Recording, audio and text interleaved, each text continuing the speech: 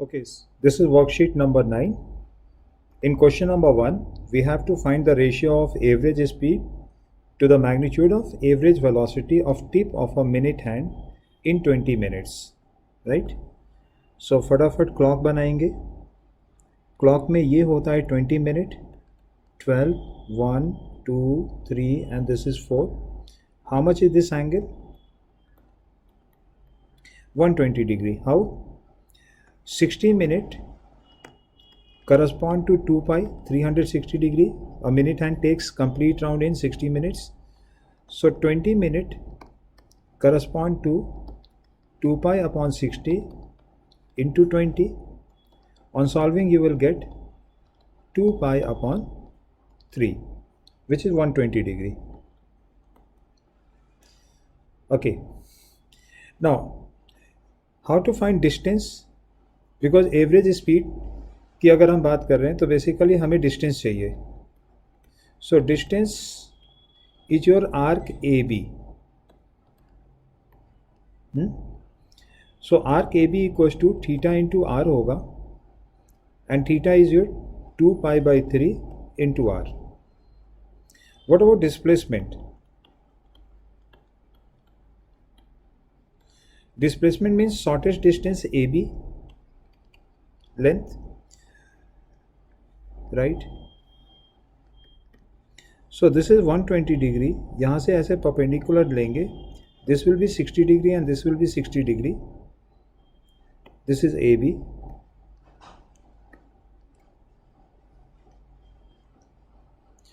Now we have to find this length.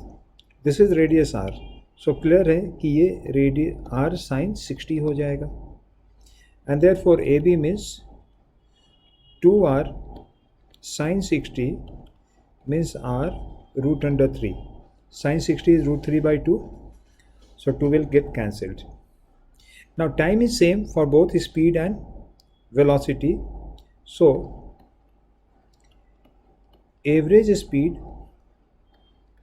upon average velocity equals to distance upon displacement. Distance is how much? 2 pi r upon 3. Displacement is how much? Root 3r. Time was common, that's why I have not written time, that will get cancelled. And therefore it is 2 pi by 3 root 3. A will be the answer. Okay, so in this question, position of the particle is given as a function of time, and question asked is find the acceleration when the particle is at O. O means origin. ठीक है, and the distance from O when the velocity will become 0. So because acceleration has been asked and velocity is required, so we will differentiate this equation. So x is your basically t cube minus t square, अंदर multiply किया. Now velocity is 3t square minus 2t and acceleration is 6t minus 2. They say that when the particle is at the origin, what is the acceleration at that instant? So origin का मतलब होगा x equals to 0. Therefore 0 equals to t squared t minus 1. From here we get 0 and t equals to 1. So t equals to 1 we will select in this case, or we can means it is coming back. There is a case of return in this case. T equals to 0 and t equals to 1. 1 second is the point when it will return back. No, 1 second is the time when it is again at the origin. ठीक है. So what is the acceleration? So we have to put this in this case. So when I put t equals to 0, t equals to 0, we are getting minus 2 meter per second square. When I put t equals to 1, it is 6 minus 2, that is 4 meter per second square. So we are getting two acceleration at two different point of time, 4 meter and this. So इसका मतलब होगा कि C is the correct answer to this, both. Next question is its distance from O when the velocity is 0. So first make the velocity 0. 0 equals to t 3t minus 2. This implies that either t equals to 0 or t equals to 2 upon 3. So एक तो initially velocity 0 होगा और दूसरा 2 upon 3 time पे वापस 0 होगा. So this is your turning point.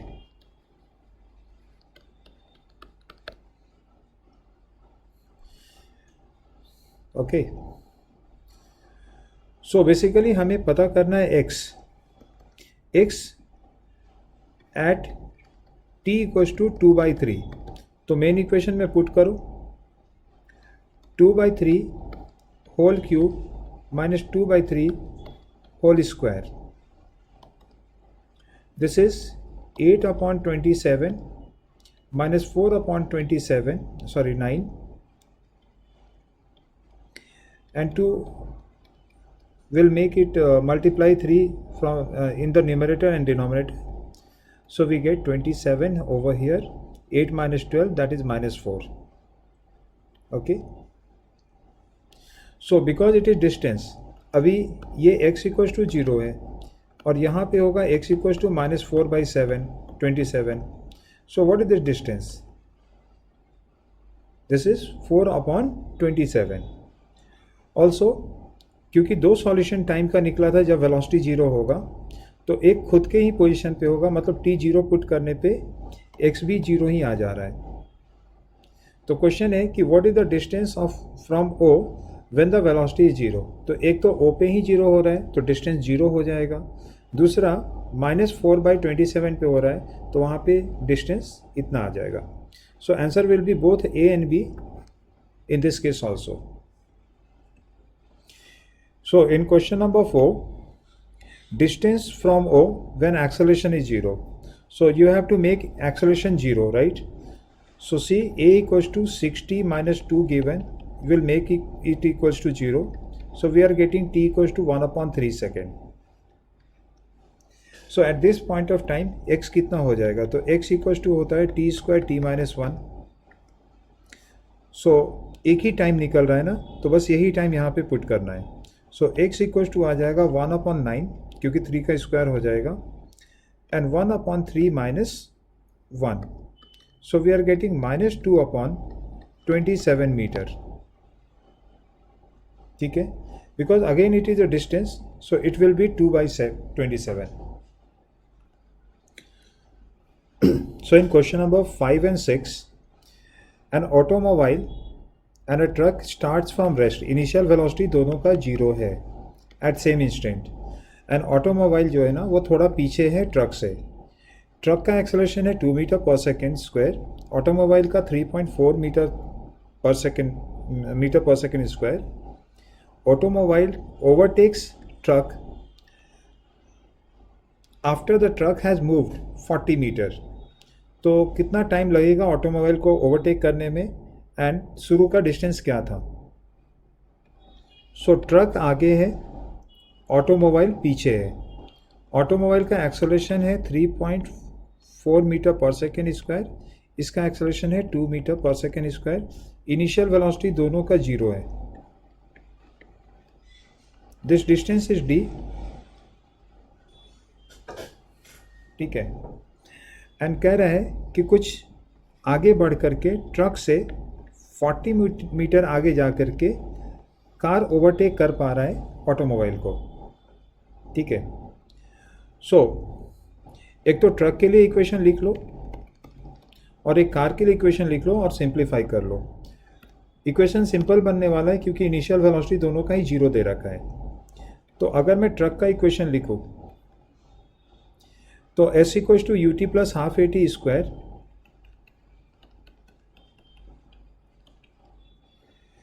40 meter is the distance covered by truck, initial velocity 0, half into acceleration 2 into time का पता नहीं, टी स्क्वायर, तो 2 कैंसिल हो रहा है, टी स्क्वायर, तो यहाँ से टाइम निकल के आ गया √40, 2√10 मीटर पर second. D is the answer, ठीक है ना। How far automobile is behind this, means D निकालने का है। तो कार के लिए मीन्स ऑटोमोबाइल के लिए इक्वेशन लिख डालो, कितना डिस्टेंस कवर किया, तो d + 40 equals to 0 initial velocity into half into 3.4 into T square के जगह पे सीधा 40 लिखिए, ठीक है। So d equals to 40 common लो, तो 1.7 minus 1 that is 0.7, 0.7 into 40, so d equals to आ रहा है √28 और 2√7, sorry no root is there, d है ना सीधा सीधा, तो only 28, answer is A. So in this question position is given by this equation, average velocity 2 से 5 सेकेंड के बीच में, and then instantaneous velocity 3 second and 5 second पे। देखो x से v जो निकलेगा वो इंस्टेंटेनियस होता है, dx/dt, 2at + 0 मतलब सिंपली 2at, ठीक है। तो instantaneous velocity at 3 second is 3 यहाँ पे पुट कर दो, 6a मीटर पर सेकेंड। a 1 दे रखा है, b 1 दे रखा है, तो आप सीधा सीधा इसे 6 मीटर पर सेकेंड लिखेंगे। 5 सेकेंड के लिए सीधा सीधा 5 पुट कर दो ऊपर वाले इक्वेशन में, so you will get 10 into 1 that is 10 metre पर सेकेंड। ये हो गया तुम्हारा इंस्टेंटेनियस वेलोसिटी। एवरेज वेलोसिटी के लिए तुम्हें v average equals to x2 minus x1 मतलब displacement upon t2 minus t1।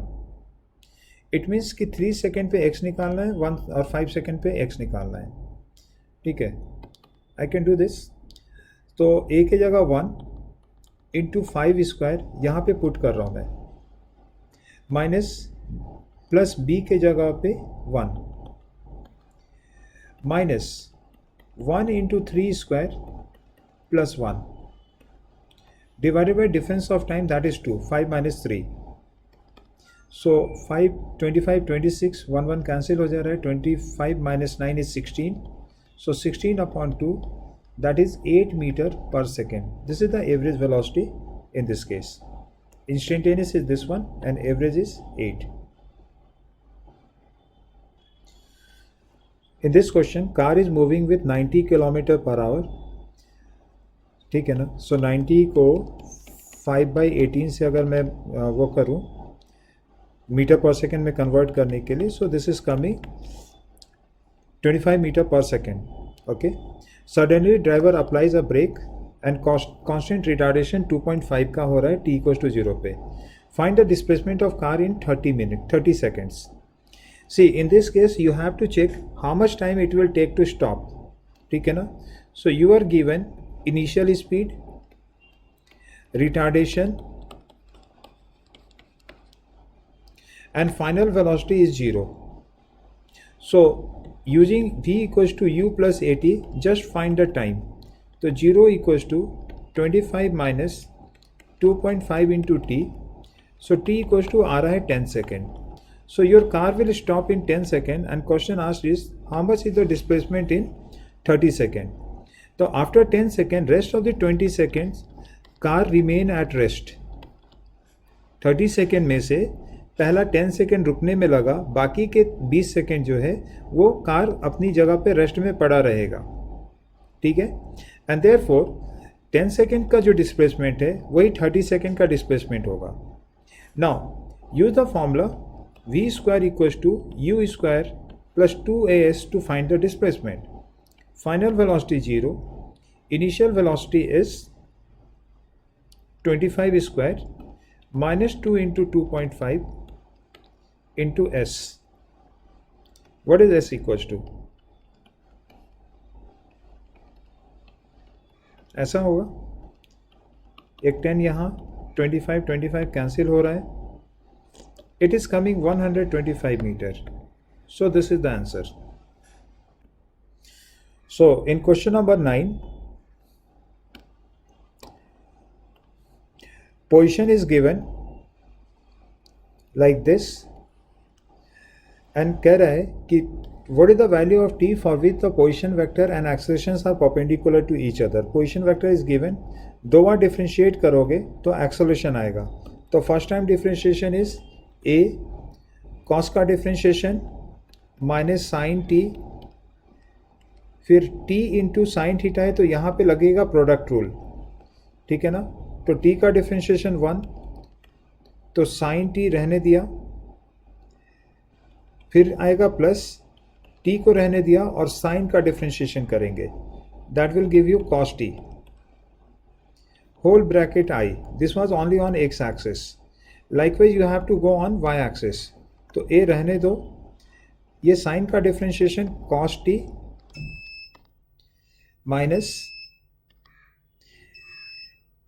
Product rule यहाँ पे लगेगा t एंड cos t को लेकर के, तो t का डिफ्रेंशिएशन 1 हो गया तो लिखो cos t, बीच में प्लस t रहने दीजिए एंड cos का डिफ्रेंशिएशन इस बार करेंगे जो कि माइनस साइन आएगा, तो यहाँ पे आएगा minus sign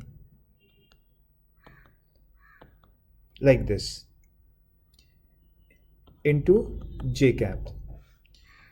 so sine cancel हो रहा है, ये cos और ये cos कैंसिल आउट हो जाएगा.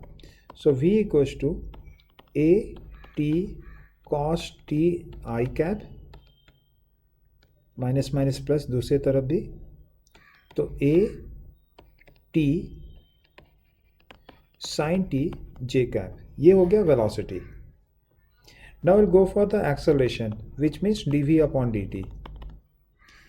सो प्रोडक्ट रूल फिर से लग जाएगा यहाँ पे, a को रहने तो बाहर, t को डिफ्रेंशिएट किया तो cos t, फिर t को रहने दो और cos का डिफ्रेंशिएशन माइनस साइन t होगा, सो यहाँ पे आएगा minus b. This is minus i. Likewise second वाले केस में भी sine t plus t into cos T into J. Now ये रहा एक्सेलरेशन और ऊपर मेन इक्वेशन r दे रखा है. According to them they should be perpendicular. इसका मतलब क्या करेंगे, r डॉट a बराबर 0 करेंगे. अगर परपेंडिकुलर होगा तो डॉट प्रोडक्ट 0 होगा. Now in dot product you should know कि i को i के साथ मल्टीप्लाई करना है और j को j के साथ मल्टीप्लाई करना है.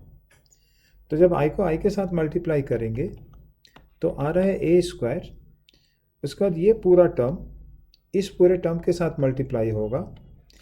जो मुझे दिख रहा है वो है cos square t minus t sine t का होल स्क्वायर.